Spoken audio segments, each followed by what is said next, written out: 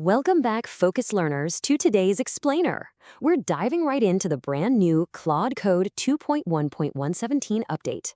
If you're using Anthropic's terminal-based coding agent, this is a massive release. It is entirely centered around one huge theme, handing you back the steering wheel.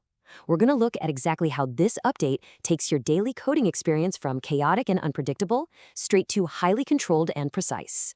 Let me ask you something. When you fire up your terminal-based agent, is it totally predictable?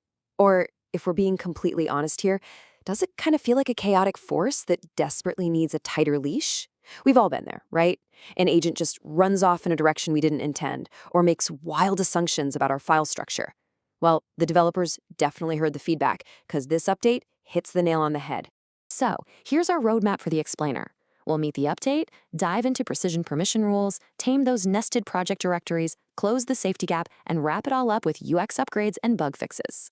All right, part 1, meet the Claude Code update and taming the agent. While this release is absolutely packed with tweaks and bug fixes, there are really 3 core pillars here. 3 massive additions specifically engineered to make your agent actually predictable. You're no longer just letting the AI take a wild guess. You are setting strict, logical boundaries. Moving right along to part 2, precision permission rules, giving you granular tool control. You remember the old way, right? Permission rules were basically a giant sledgehammer. You had to either allow a tool completely or block it universally. Total friction. But the new way? It's literally surgical precision. You've got this new granular control syntax, tool, parentheses, parameter, colon, value. You can even throw in an asterisk as a wildcard for maximum flexibility. You finally have total control over exactly what the agent can and cannot touch. To put that into perspective, look at this exact example straight from the changelog. Agent, parenthesis, model, colon, Opus. Now, Opus is an absolute powerhouse, but yeah, it's an expensive model to run. So imagine you're managing a complex workflow, and you want to tightly control those compute costs.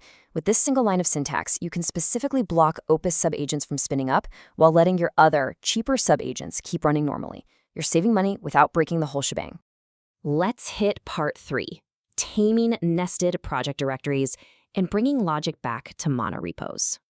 Okay, if you work in a massive monorepo, those scattered .claude directories can be an absolute headache, but they cleaned this up beautifully. Now, nested skills directories only load when you're actually working in that specific subtree context. And for your configs, stuff like agent settings, workflows, or output styles, Claude Code simply grabs the closest directory. If there's a clash, closest one wins. Easy. Even project scope workflow saves now smartly target the closest existing workflows folder instead of hiking all the way back to the root. But wait, what happens when things actually collide? Like, you've got a skill deep in a nested folder with the exact same name as one up in the root.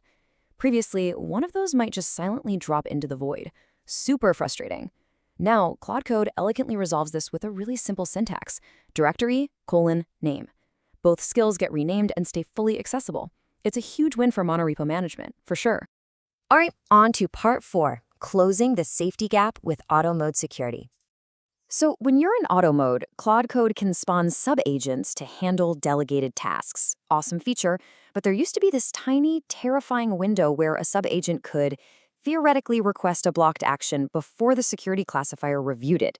Yikes. Well, they completely locked down the order of operations. Now, step 1, the classifier evaluates the spawn request first. Step 2, only then does the subagent launch. That vulnerable window? Utterly closed. Blocked actions literally never get the chance to run.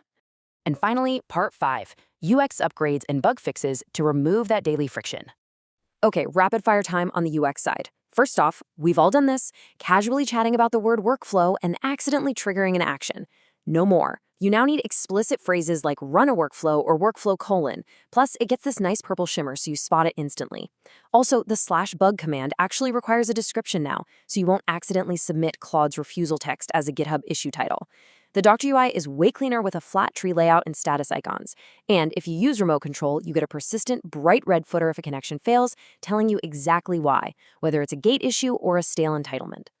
Moving right into the heavy-hitting system fixes. Out-of-memory crashes from stale WebSockets? Fixed. Chrome silently failing to connect because of mismatched OAuth tokens? Fixed. Subagents are way more reliable now, too. Their transcripts actually show live progress and tool results, and they stop dropping messages at the end of their turns. Oh, and best of all, if you background a running subagent, it doesn't irritatingly restart from scratch anymore. Thank goodness. Finishing out our rapid-fire bug list, Compaction now properly respects your fallback model flag during overloads. Stale cached request configs won't cause random auth failures anymore. Linux folks, your sandbox startup failures caused by symlinks in your skills folder, that's resolved. For my keyboard warriors, Vim mode undo finally steps through normal and visual commands one at a time exactly like it should. And VS Code users, hitting the escape key to dismiss an IME window won't tragically cancel your running Claude task anymore. So yeah, that is a ton of power packed into one release. If you want the full manual or you want to read some really great plain English guides on using these new granular controls, you're definitely going to want to check out cloudmaster.net. It's an absolute game changer for mastering your newly tamed agent.